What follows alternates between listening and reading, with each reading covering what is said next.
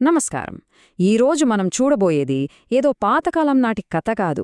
దీన్ని ఒక perfect corporate case స్టడీగా చూడాలి. లీడర్షిప్, సక్సెషన్ ప్లానింగ్, ఇంకా ఒక పెద్ద సంస్థ ఎలా కుప్పకూలిపోతుందో చెప్పే ఒక timeless case study. So, Hastinapura సామ్రాజ్యం కథను ఒక మోడర్న్ బిజినెస్ యాంగిల్లోంచి అనలైజ్ చేద్దాం. ఒక్కసారి ఆలోచించండి, ఒకవేళ లీడర్షిప్ ఫెయిల్ అయితే ఏం జరుగుతుంది? దాని ఎఫెక్ట్ ఎంత దారుణంగా ఉంటుంది? ఒకప్పుడు అంత గొప్పగా వెలిగిన ఒక పెద్ద సామ్రాజ్యం కేవలం కొన్ని లీడర్షిప్ తప్పుల వల్ల ఎలా కూలిపోయిందో చూద్దాం. ఈ ఒక్క ప్రశ్నే మనం మొత్తం విశ్లేషణకు పునాది. ఓకే, ఈ కార్పొరేట్ ట్రాజెడీనే మనం 6 భాగాలుగా చూద్దాం. ముందుగా వారసత్వంలో వచ్చిన సంక్షోభం గురించి మాట్లాడుకుందాం. ఆ తర్వాత కంపెనీలో వచ్చిన 2 బ్రాండ్ ప్రాబ్లం. మూడోది అంతా తలకిందులు చేసిన ఆ ఒక్క చెడ్డ పందెం. నాలుగోది దౌత్యం అంటే నెగోసియేషన్స్ ఫెయిల్ అయినప్పుడు ఏం జరిగిందో చూద్దాం. ఐదోది ఆ ఫైనల్ హింసాత్మక విలీనం, అదే యుద్ధం. ఇక చివరగా ఈ మొత్తం కథ నుండి మనం నేర్చుకోవాల్సిన బోర్డ్ రూమ్ పాఠమేంటో చర్చిద్దాం. సరే, మరి మొదటి భాగానికి వద్దాం. ఏ పెద్ద సంస్థైనా సరే దాని పతనానికి కారణాలు వెతికితే అవి ఎక్కడో పునాదుల్లోనే ఉంటాయి.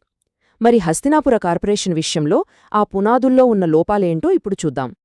ఇక్కడ ఈ టైమ్లైన్ చూస్తే ఇది కేవలం రాజుల లిస్ట్ కాదు, ఇది ఒక ఫెయిలైన సక్సెషన్ ప్లాన్. చూడండి, భీష్ముడి శపథం అంటే ఒక స్టార్ ఎగ్జిక్యూటివ్ సడన్గా బాధ్యతలు నుంచి తప్పుకోవడం లాంటిదే. ఇదొక పెద్ద లీడర్షిప్ గ్యాప్ను క్రియేట్ చేసింది. ఆ తర్వాత ధృతరాష్ట్రుడు అనర్హుడు కావడం, పాండురాదు అకాల మరణం, చూసారా, ఒకదాని తర్వాత ఒకటి.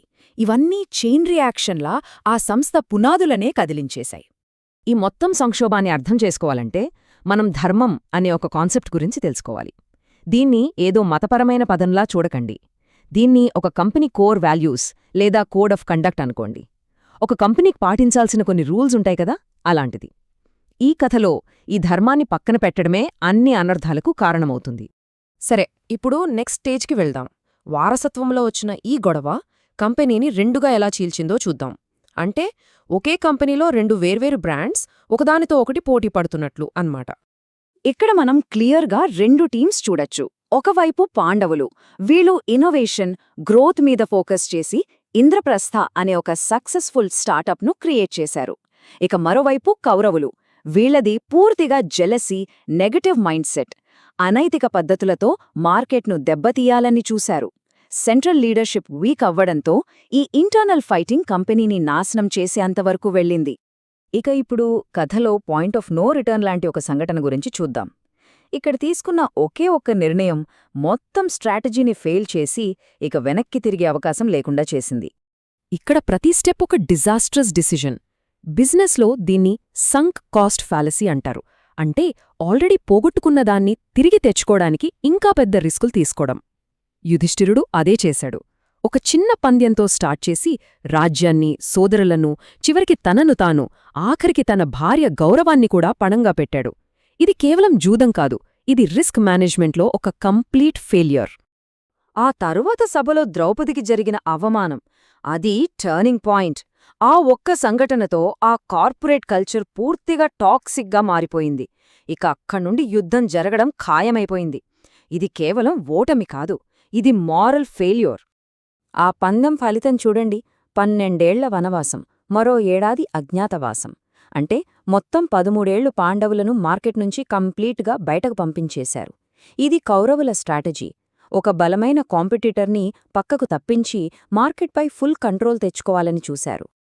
సరే, ఆ 13 ఏళ్ల గడువు ముగిసింది. ఇక ఆల్అవుట్ వారుకి వెళ్లే ముందు శాంతి కోసం చివరి ప్రయత్నాలు ఎలా జరిగాయో ఇప్పుడు చూద్దాం. పాండవులు తమ గడువు పూర్తి చేసుకుని తమ రాజ్యాన్ని తిరిగి ఇవ్వమని అడిగారు. కాని దుర్యోధనుడు ఒప్పుకోలేదు.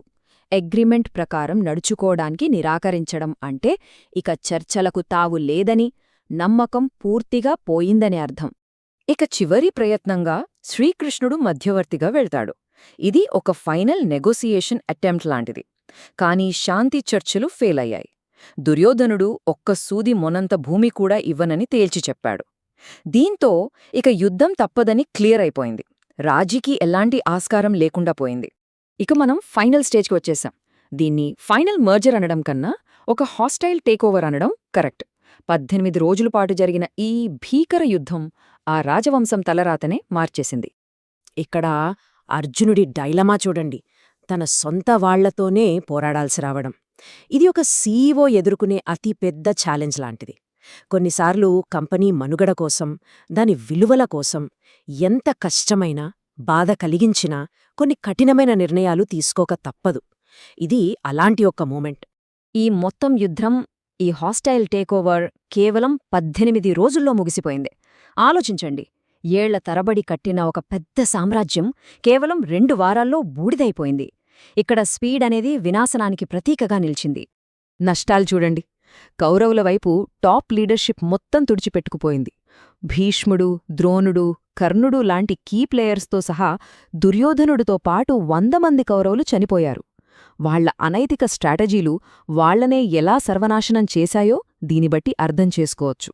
సరే, ఇదంత బాగానే ఉంది. కాని ఈ మొత్తం కథ నుండి, ఈ పెద్ద ఫెయిల్యూర్ నుండి ఈ రోజుల్లో లీడర్స్ నేర్చుకోవలసిన పాఠాలేంటి? అదే ఇక్కడ అసలైన పాయింట్. ఈ టేబుల్ చూస్తే మనకు 3 రకాల లీడర్షిప్ ఫెయిల్యూర్స్ కనిపిస్తాయి. మొదటిది ధృతరాష్ట్రుడు. ఈయన ఒక ప్యాసివ్ సీఈఓ లాంటివాడు. ఫ్యామిలీ విషయాల్లో పక్షపాతంతో సరైన నిర్ణయాలు తీసుకోలేకపోయాడు. ఇక రెండో వ్యక్తి యుధిష్ఠిరుడు. రిస్క్ అంచనా వేయడంలో పూర్తిగా ఫెయిల్ అయ్యాడు. నష్టపోతున్నా కూడా ఆ పందెం ఆపలేకపోయాడు. మూడోవాడు దుర్యోధనుడు.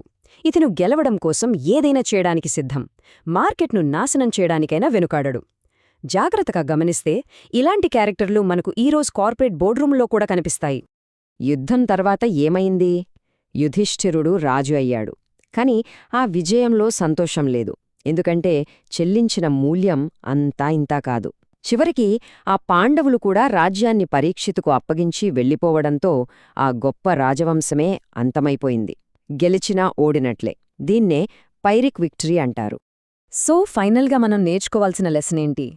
అధర్మం అంటే అనైతిక ప్రవర్తన ఎంత పవర్ఫుల్గా కనిపించినా ఎక్కువ కాలం నిలబడదు. షార్ట్ టర్మ్ గెయిన్స్ బాగున్నాయననిపించొచ్చు, కానీ లాంగ్ రన్లో ధర్మం అంటే ఎథిక్స్ మాత్రమే గెలుస్తుంది. అదే నిలకడైన విజయాన్నిస్తుంది. చివరిగా ప్రతి లీడర్ తమను తాము వేసుకోవలసిన ప్రశ్న ఇది: మన నిర్ణయాలు మనల్ని ఇంద్రప్రస్థం వైపు నడిపిస్తున్నాయా లేక కురుక్షేత్రం వైపు తీసుకువెళ్తున్నాయా? అంటే మనమొక సక్సెస్ఫుల్ సామ్రాజ్యాన్ని నిర్మిస్తున్నామా లేక సర్వనాశనానికి దారితీస్తున్నామా? ఆ చాయిస్ ప్రతి లీడర్దే.